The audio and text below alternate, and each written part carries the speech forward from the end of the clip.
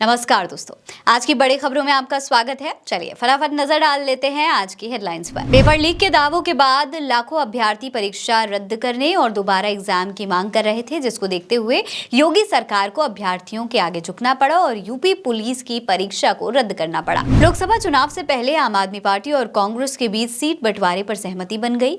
दोनों पार्टी दिल्ली, हरियाणा, गोवा, गुजरात और चंडीगढ़ में साथ में चुनाव लड़ेंगे। बिहार में सत्ता के बदलने के बाद नीतीश कुमार अब बीजेपी से खफा हैं। सूत्रों का कहना है कि जिस शर्त पर गठबंधन हुआ था, अब उस बात पर बात नहीं बन रही। नए क्रिमिनल लॉ 1 जुलाई से होंगे लागू। धोखाधड़ी करने वाली धारा अब 420 नहीं बल्कि 316 कहलाएगी। साथ ही अब हत्या की धारा 302 भी नहीं रहेगी। मध्य प्रदेश में कांग्रेस बीजेपी के खिलाफ राम यात्रा निकालेगी, जिसकी जानकारी प्रदेश कांग्रेस अध्यक्ष जीतू पटवारी ने खुद दी है। बताया गया है कि यात्रा की शुरुआत लोकसभा चुनाव से पहले हो सकती है। प्रियंका गांधी के ससुराल मुरादाबाद में पहुंची राहुल गांधी की भारत जोड़ो न्याय यात्रा।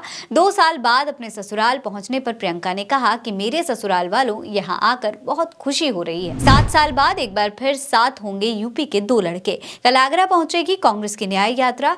राहुल प्रियंका के साथ पैदल यात्रा करेंगे अखिलेश। एकजुटता का देंगे संदेश। दोस्तों तो चलिए अब इन तमाम बड़ी खबरों को विस्तार से समझ लेते हैं। यूपी सरकार ने यूपी पुलिस में सिपाही भर्ती परीक्षा को निरस्त कर दिया है। एग्जाम में पेपर लीक की वजह से अभ्यर्थियों में गुस्सा बढ़ने लगा था। हजारों युवा राजधानी लखनऊ पहुंचकर पेपर रद्द कराने के और फिर से परीक्षा कराने की मांग कर रहे थे। यह आंदोलन परीक्षा के अगले दिन से ही जारी हो गया था। युवाओं के गुस्से के सामने आखिरकार सरकार को उनके हित में फैसला लेना ही पड़ा। बैठक में मामले की पूरी समीक्षा करने के बाद ये बड़ा फैसला लिया गया है। आपको बता दें, ये परीक्षा 17-18 फरवरी को हुई थी। इसमें करीब 50 लाख युवाओं ने आवेदन किया था और 48 लाख अभ्यर्थियों ने परीक्षा दी थी, जिसको देखते हुए मुख्यमंत्री योगी आदित्यनाथ ने इन भर्तियों को 6 महीने के अंदर पूरी सुरक्षा के साथ दोबारा करवाने का आदेश दिया है। साथ ही युवाओं की मेहनत और परीक्षा की शुचिता से खिलवाड़ करने वालों के खिलाफ सख्त कार्रवाई करने के आदेश भी हैं। उन्होंने एसटीएफ को सख्ती से जांच करने का भी निर्देश दिया है। इस मामले पर सीएम योगी ने ट्वीट करते हुए कहा, यूपी पुलिस आरक्षी नागरिक पुलिस के पदों पर चयन के लिए आयोजित परीक्षा 2023 को निरस्त करने तथा आगामी 6 माह के भीतर ही पुनः परीक्षा कराने के आदेश दिए गए हैं। परीक्षाओं की शुचिता से कोई समझौता नहीं किया जा सकता है। युवाओं की मेहनत के साथ खिलवाड़ करने वाले किसी भी दशा में बख्शे नहीं जाएंगे। ऐसे अराजक तत्वों के खिलाफ कठोरतम कार्रवाई होनी तय है। लोकसभा चुनाव से पहले आम आदमी पार्टी और कांग्रेस के बीच सीट बंटवारे पर सहमति बन गई है। अब दोनों मिलकर भाजपा को तगड़ी टक्कर देने का पूरा रोड मैप तैयार कर चुके हैं।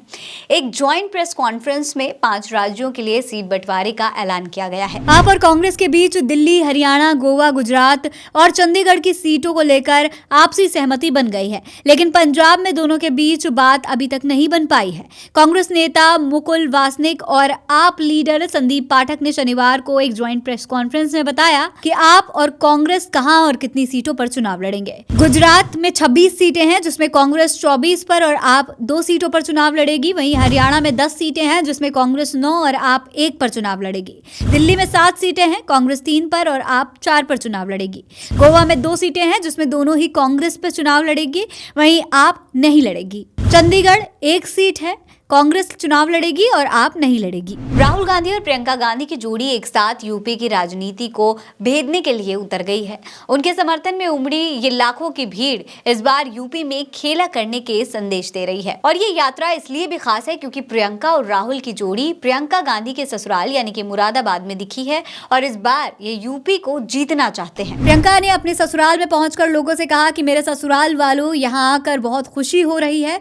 उन्होंने लोगों से पूछा कि 2 साल में क्या बदला, समस्याओं का समाधान हुआ कि नहीं। समाधान तो छोड़िए, आज पेपर लीक हो रहे हैं, युवा बेरोजगार हैं, सरकार उन पर जुल्म कर रही है, बेरोजगारी लगातार बढ़ती जा रही है। ससुराल वालों, यहाँ आकर बहुत खुशी हुई है और आज इस भारत जोड़ो न्याय यात्रा में भाग लेते हुए मुझे बहुत बहुत खुशी हो रही है, खास तौर से क्योंकि आज इस यात्रा में पहली बार मैं अपने ससुराल वालों के साथ आई हूँ। दोस्तों, प्रियंका के अलावा राहुल गांधी भी मुरादाबाद में खूब दहाड़े और साथ ही मुरादाबाद में नफरत के बाजार में मोहब्बत की दुकान भी खोलते हुए दिखे। उधर देखो जरा, हाँ वो देखो भैया, ये देखो इधर देखो जरा भैया, वो ऊपर देखो फ्लाईओवर की ओर देखो जरा। ये पहले ये करना पड़ेगा, पहले इसका ध्यान भटकाना पड़ेगा। सही, ये काम आपके लिए नरेंद्र मोदी जी करते हैं। भाई और बहनों, वो उधर देखो, भाई और बहनों इधर देखो, भाई और बहनों ऊपर देखो, भाई और बहनों नीचे देखो। अब उसके बाद क्या चाहिए आपको? उसके बाद कौशिक जी जरा घूमिए जरा। उसके बाद जब उसका ध्यान चला जाएगा, पीछे से कोई आएगा, है ना, किसी को आना पड़ेगा। वो कौन है भैया? वो अदानी है। बिहार में मंत्रिमंडल विस्तार में हो रही देरी को लेकर कई तरीके के सवाल उठ रहे हैं। राजनीतिक गलियारों में चर्चा है कि नीतीश कुमार और बीजेपी के बीच में जो डील हुई थी, क्या वो पूरी नहीं हो पा रही है। साथ ही ये भी बात हो रही है कि नीतीश कुमार लोकसभा के साथ विधानसभा चुनाव कराना चाहते थे, लेकिन बीजेपी इस पर शांत है और नीतीश के इस फैसले से नाराज भी है। बिहार की राजनीति इन दिनों बड़ी उछली हुई है। नीतीश चाचा तेजस्वी यादव का साथ छोड़कर बीजेपी के साथ तो चले गए, पर अब बीजेपी के लोग ही उनसे नाराज होते हुए दिखाई दे रहे हैं। वहीं जेडीयू की बात करें तो उनके मुताबिक आरजेडी को रास्ता नहीं मिल पा रहा है, क्योंकि जब जेडीयू ने बीजेपी का दामन पकड़ा था तो इन दोनों के बीच एक शर्त हुई थी, वो ये कि लोकसभा और विधानसभा का चुनाव एक साथ हो, पर अब इस चीज से बीजेपी मुकर रही है। इन सब को देखते हुए अब ये कहा जा रहा है कि 2024 में होने वाले चुनाव में नीतीश और बीजेपी के साथ तेजस्वी खेल करने वाले हैं, क्योंकि उनके गठबंधन में एक बार फिर से मनमुटाव दिखने लगा है। और दूसरी तरफ तेजस्वी यादव अपनी जन विश्वास यात्रा के जरिए बिहार की जनता पर विश्वास बनाए हुए हैं। बिहार की जनता का विश्वास वो जीत रहे हैं। वो जिस भी क्षेत्र में जाते हैं वहां पर लाखों की संख्या में उनके समर्थक खड़े रहते हैं। अब इन सब को देखते हुए यही लग रहा है कि इस बार बिहार में खेल तो होगा और नीतीश अब की बार न तो इस पार के रहेंगे और ना ही उस पार के। महाराष्ट्र सरकार ने अभी हाल ही में मराठाओं को 10% आरक्षण देने की बात कही थी, जिसे लेकर मराठा आरक्षण के कार्यकर्ता मनोज जरांगे ने कहा है कि ये सरकार की केवल एक चालबाजी और साजिश है। मराठाओं को आरक्षण देने की मांग पर लंबे समय तक अनशन करने वाले मराठा कार्यकर्ता मनोज जरांगे ने शनिवार को आरोप लगाया कि महाराष्ट्र की एकनाथ शिंदे सरकार सरकारी नौकरियों और शिक्षा में मराठा समुदाय को आरक्षण के लिए उनके द्वारा चलाए जा रहे आंदोलन को कमजोर करने के लिए चालबाजी और साजिश कर रही है। इतना ही नहीं, मराठाओं के लिए 10% अलग से आरक्षण मनोज जरांगे पाटिल को मंजूर भी नहीं है। उन्होंने ओबीसी कोटे से ही आरक्षण मांगा है, जिसको लेकर उन्होंने रास्ता रोको आंदोलन शुरू कर दिया है। जरांगे ने मांग दोहराई है कि कुनबी मराठाओं के रक्त संबंधियों पर सरकार की मसौदा अधिसूचना को एक कानून में तब्दील किया जाए। साथ ही बीजेपी सरकार के खिलाफ सरती गांव में मराठा समुदाय के सदस्यों की एक बैठक में जरांगे ने शांतिपूर्ण प्रदर्शन और विरोध के दौरान हिंसा का सहारा नहीं लेने की बात भी कही। देश में 3 नए आपराधिक कानून, भारतीय न्याय संहिता, भारतीय नागरिक सुरक्षा संहिता और भारतीय साक्ष्य अधिनियम 1 जुलाई से लागू होंगे।